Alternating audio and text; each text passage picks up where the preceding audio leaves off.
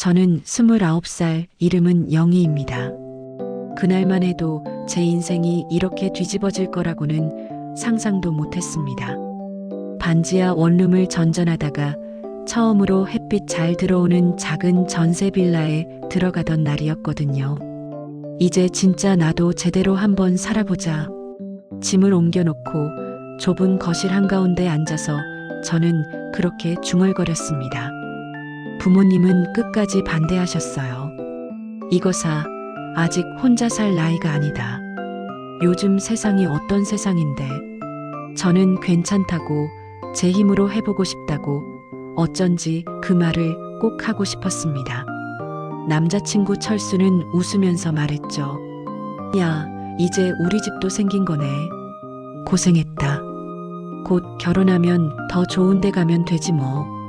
그 말이 얼마나 달콤하게 들렸는지 모릅니다. 그때의 저는 제가 얼마나 위험한 줄도 모른 채 그저 설렘에 가슴이 벅찼습니다. 몇 달 뒤 회사에서 야근을 마치고 집으로 가는 버스 안이었습니다. 모르는 번호로 전화가 왔고 대수롭지 않게 받았다가 저는 그대로 얼어붙었습니다. 세입자분, 혹시 상황 들으셨어요? 집주인이 잠적했답니다. 처음에는 무슨 장난 전화인 줄 알았습니다. 네, 무슨 말씀이세요? 잠적이라니요. 저는 오늘도 관리비. 전화기 너머에서는 이미 울먹이는 다른 세입자들의 목소리가 들렸습니다. 전세 보증금이 몽땅 사라졌다는 말, 집이 경매에 넘어갈 거라는 말, 당분간 여기에 계속 살 수 있을지조차 불확실하다는 말. 버스 창밖 야경이 흐릿하게 번져 보였습니다. 손이 덜덜 떨려서 핸드폰을 떨어뜨릴 뻔했습니다. 머릿속에는 딱 한 생각뿐이었어요. 엄마, 아빠 어떡하지? 나 큰일 났다. 급히 부모님과 철수에게 전화를 했고 저는 거의 뛰다시피 집으로 향했습니다.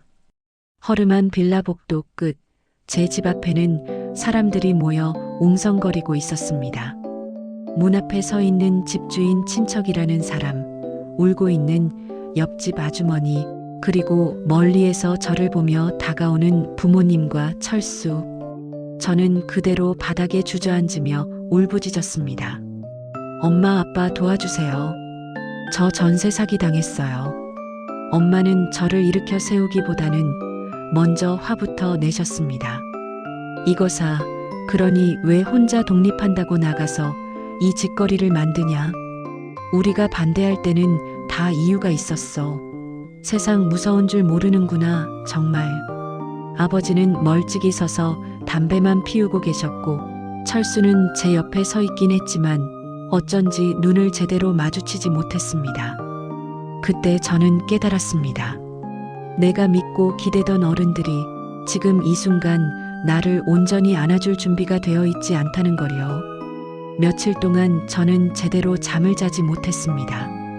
전세계약서를 들고 구청, 경찰서, 법률구조공단을 전전하면서 눈물과 한숨으로 하루를 버텼습니다. 하지만 돌아오는 대답은 비슷했습니다. 요즘 전세 사기 피해자 많아요. 절차 밟으셔야죠. 시간은 오래 걸릴 수 있고요. 당장 살 곳은 따로 구하셔야 합니다. 엄마는 전화로 이렇게 말했습니다. 우리도 여유가 없다, 얘야. 내 오빠 결혼도 있고 아빠도 요즘 일 없으신 거 알지 않냐? 우리가 어떻게 그 큰 돈을. 아버지는 짧게 말했습니다. 내가 선택한 일이잖아. 이참에 세상 공부했다 생각해라. 철수도 처음엔 함께 알아보자고 했습니다. 하지만 며칠, 몇 주가 지나자 그의 말은 달라졌습니다. 영희야, 나도 솔직히 부담이 너무 커. 우리 결혼 얘기도 당분간은 접어두는 게 좋지 않을까? 그 말을 듣는 순간 제 안에서 뭔가가 툭 하고 부러지는 느낌이 들었습니다. 사랑도 가족도 다 한꺼번에 저를 떠나가는 기분이었어요. 방을 빼야 하는 날이 다가오자 저는 결국 짐 몇 개만 들고 원룸보다 더 작은 고시원으로 들어갔습니다. 창문도 제대로 없는 방, 눅눅한 공기, 옆방 사람의 기침 소리가 벽을 타고 그대로 들리는 곳이었습니다. 새벽 5시 편의점 아르바이트를 나갔다가 오전에는 사무실 파견 일을 하고 저녁에는 서빙 아르바이트를 하며 하루 3군데를 뛰었습니다. 하루는 계산대를 지키다 말고 손님이 없는 시간에 갑자기 눈물이 쏟아졌습니다. 아무 일도 없는데 그냥 내가 뭐 그렇게 큰 잘못을 했을까라는 생각이 들면서 몸이 후들후들 떨리더군요. 철수와의 연락은 점점 줄어들다가 어느 날 그에게서 마지막 메시지가 왔습니다. 미안해. 나도 내 인생이 너무 버겁다. 우리 여기까지만 하자. 그날 밤 고시원 침대에 누워 천장을 보며 저는 오래도록 울었습니다. 그러다 문득 이런 생각이 들었습니다. 그래, 결국 나밖에 없구나. 그렇다면 정말 끝까지 가보자. 여기서 무너지지 말고. 어느 날 낮에 새로 시작한 카페 아르바이트에서였습니다. 사장님은 50대 초반의 여자분이었는데 제가 늘 피곤한 얼굴로 일하는 게 마음에 쓰이셨는지 먼저 말을 걸어왔습니다. 영희 씨, 요즘 많이 힘들지? 저는 처음에는 웃어넘기려 했지만 결국 참았던 이야기를 꺼내놓고 말았습니다. 전세 사기를 당한 이야기, 가족과 남자친구에게서 느낀 서운함, 그리고 이제는 포기할 수 없다는 오기까지. 사장님은 제 이야기를 끝까지 들어주고 나서 조용히 이런 말을 해주셨습니다. 내가 가게 처음 시작했을 때도 다들 말렸어. 나이 들어서 뭐하러 고생하냐고. 근데 있잖아. 남이 안아주는 건 잠깐이고 끝까지 붙잡고 있는 건 결국 자기 손이더라. 그 말이 제 마음 한가운데에 박혔습니다. 그날 이후로 저는 단순히 아르바이트만 하지 않았습니다. 어떤 메뉴가 잘 나가는지, 어떤 손님이 어떤 시간에 오는지, 카페 운영이 어떻게 돌아가는지 눈여겨보기 시작했습니다. 어쩌면 언젠가 나도라는 생각이 처음으로 들기 시작했습니다. 카페, 편의점, 배달 대행, 사무실 파견까지 안 해본 일이 없을 정도로 뛰어다니다 보니 저는 사람들과 먹는 것에 관한 작은 패턴을 하나 발견했습니다. 혼자 사는 중장년 손님들이 항상 비슷한 시간대에 편의점 도시락을 사가는 모습, 카페에서 혼자 빵과 커피로 끼니를 때우는 분들, 그리고 종종 제게 말을 걸어오던 단골 손님들. 아가씨, 요즘 집에 밥 해먹는 사람도 별로 없지? 젊은 사람들은 이런 반찬 싫어하나? 그때 문득 제 머릿속에 하나의 그림이 그려졌습니다. 집밥이 그리운 사람들을 위한 진짜 반찬 가게. 특히 저처럼 혼자 버티고 있는 사람들, 그리고 부모님 세대의 입맛을 함께 잡을 수 있는 가게. 물론 돈은 없었습니다. 하지만 몇 년 동안 악착같이 모은 알바비, 그리고 전세 보증금 일부 보전을 받게 된 작은 금액. 저는 모든 걸 합쳐 작은 반찬 전문점을 해보기로 결심했습니다. 망하더라도 내 손으로 끝까지 해보다가 망해보자. 그렇게 제 인생 2번째 큰 도전이 시작되었습니다. 작은 상가 건물 1층, 햇빛이 잘 들어오지만 사람들 발길이 뜸한 골목이었습니다. 간판에 달빛 반찬 가게라는 이름을 걸던 날, 저는 간판을 한참 동안 올려다보며 떨리는 숨을 몰아쉬었습니다. 오픈 첫날, 손님은 거의 오지 않았습니다. 웃는 얼굴로 인사를 건네도 사람들은 힐끔 보기만 하고 그냥 지나쳤습니다.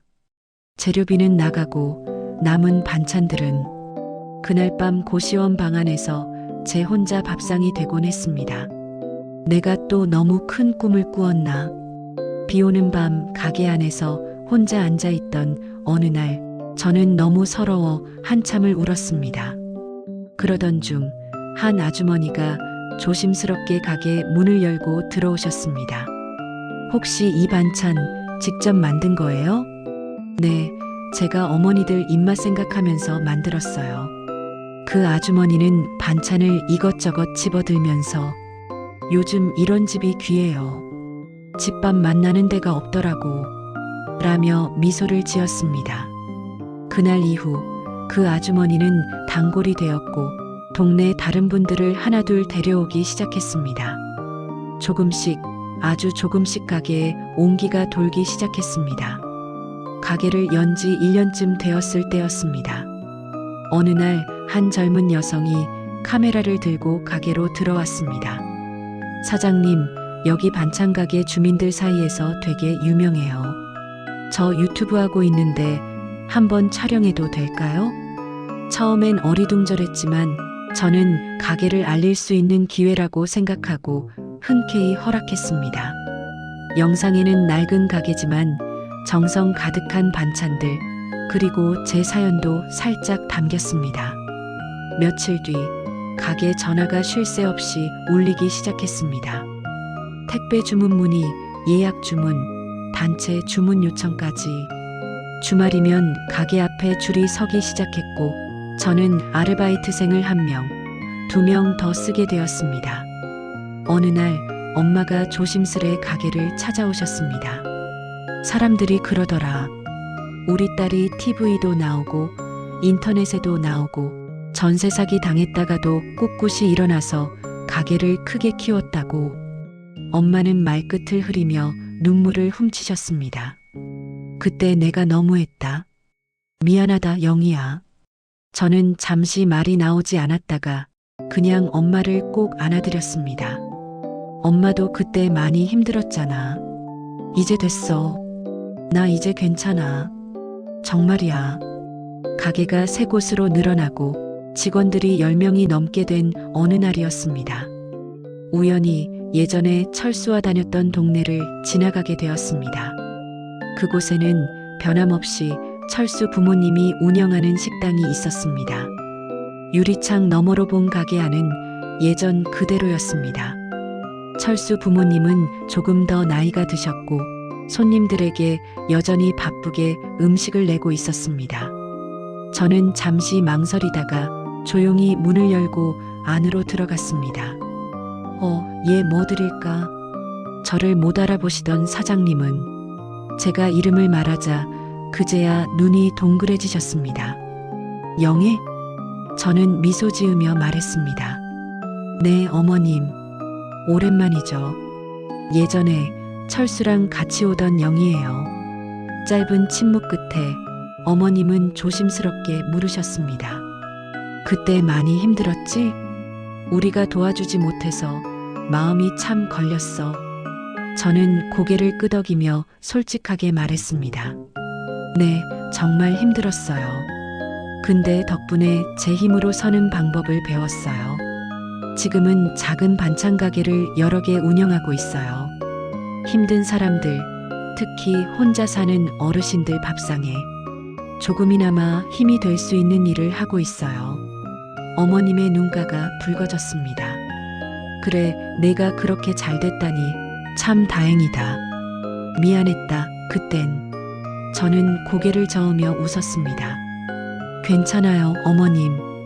그때 모두가 각자 버티느라 힘들었던 거잖아요. 저도 이제 누군가가 힘들 때 모른 척하지 않는 어른이 되려고 해요.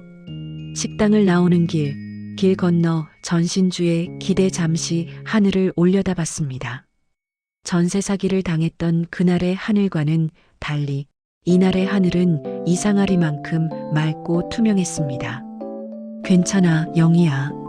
넌 이제 혼자가 아니야. 너를 믿는 내가 있으니까.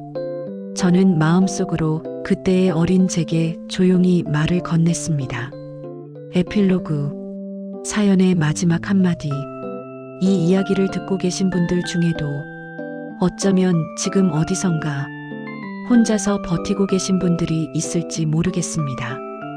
가족도 사랑도 돈도 한꺼번에 등을 돌린 것 같은 밤을 저도 똑같이 지나왔습니다. 하지만 시간이 지나고 보니 가장 끝이라고 믿었던 그 자리에서 제 2발로 서게 된 순간이 제 인생의 진짜 시작이었습니다. 부모님도 남자친구도 아무도 저를 대신해서 살아줄 수 없었습니다. 제 삶은 끝까지 제 책임이었으니까요. 혹시 지금 왜 나한테만 이런 일이라고 생각하고 계신다면 부디 이 말을 전해드리고 싶습니다.